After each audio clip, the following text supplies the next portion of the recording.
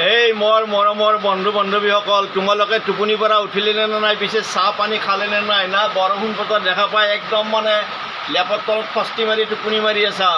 এয়া মই তাৰমানে এয়া ভাত পানী বনাব ওলাইছোঁ আৰু আপোনাৰ এয়া মোৰ ভাতটো হৈ গ'ল, ভাত হৈ গ'ল, বৰষুণ বতৰ। তাৰপিছত এতিয়া মানে বনাম কোমোৰা, বিলাহী, তাৰপিছত আপোনাৰ এয়া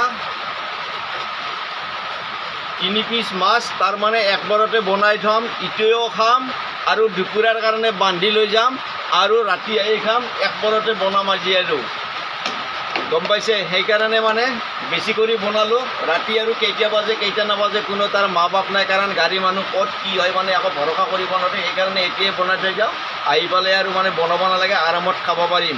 সেয়ে কৈছোঁ, সুখ সুখ বুলি মানুহ বলিয়া নেদেখে সুখৰ মুখ।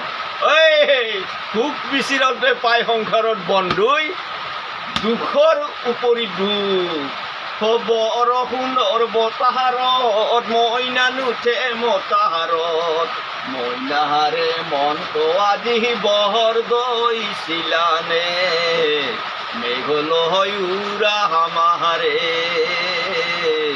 মেঘলৈ উৰা হামাহাৰে।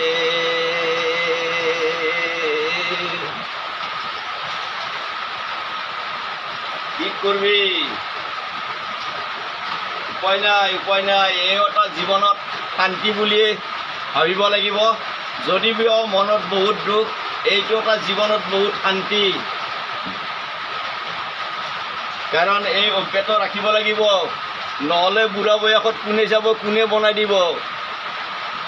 কাৰণ এইটো হৈছে মোৰ কম্পালচৰি ছাবজেক্ট। যেতিয়ালৈকে পৃথিৱীৰ মাটিৰ তলত সোমাই নাযাওঁ তেতিয়ালৈকে এইখিনি বনাই মিলাই খাই মই বাচি থাকিব লাগিব।